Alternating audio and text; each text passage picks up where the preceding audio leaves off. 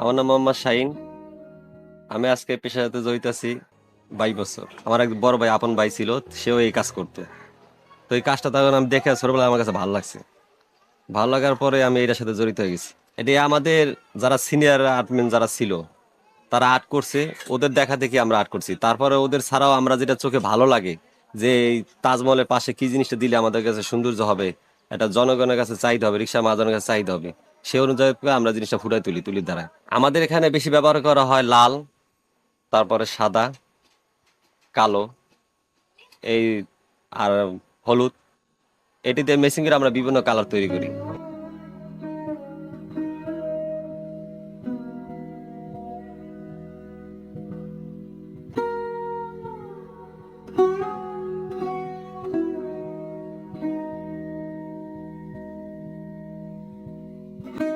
পুরা রিক্সা বর্তমান বর্তমান বাজারে 18,000 টাকা যায়।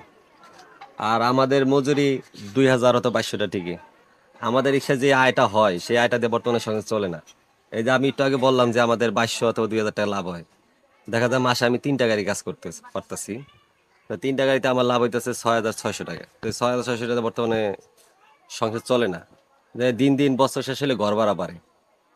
ঠিক আছে, বর্তমানে মনে হয় ঘর ভাড়া বাড়তেছে, চালের দাম বাড়তেছে, তাই আমরা এই কাজের পাশাপাশি আমরা রিপিং কাম করছি, কাজ করি পুরান কাজ, যেরকম বডি ভেঙে গেছে গা, এই কাজটা করার পরে আমাদের আর কি সংসারটা চলে যায়।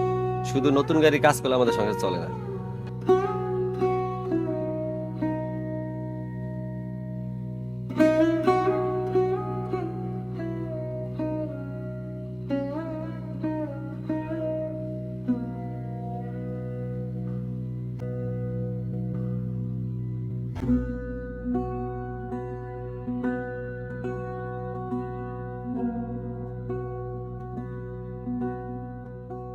আমাদের রায়বাজার এলাকার রিক্সা হইলো একটা ভিন্ন চরিত্রে।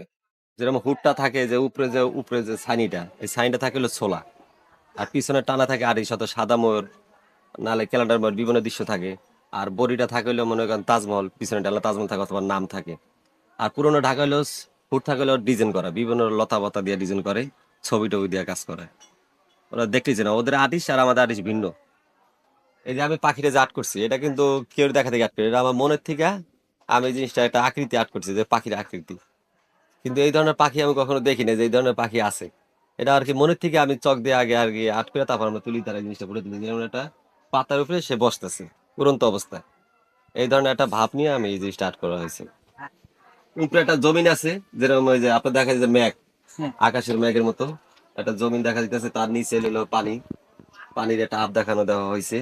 এখান থেকে এই পানির আপের মধ্যে এই শাপলাটা বাইসা রয়েছে, পদ্ম ফুলটা। এই পদ্ম ফুলের উপরে এই জিনিসটা আর কি তাজমহলটা তৈরি করা হয়েছে, এটা ভাসমান অবস্থায়।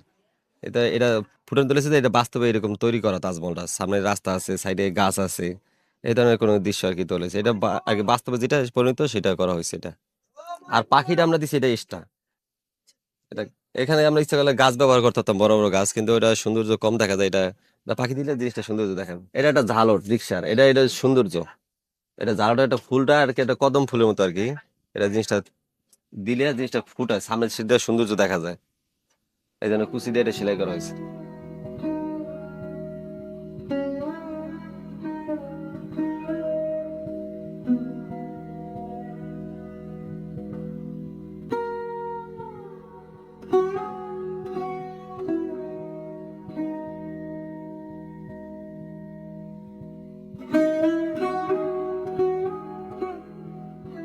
না, আমি এখনো কারো শিখাইনি।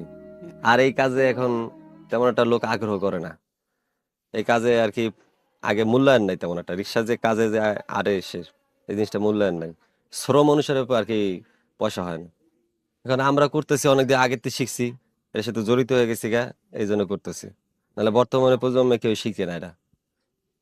কারণ দিচ্ছে কি, এটা পরিশ্রম অনুসারে পয়সা পায় না, এই যে সমস্যা।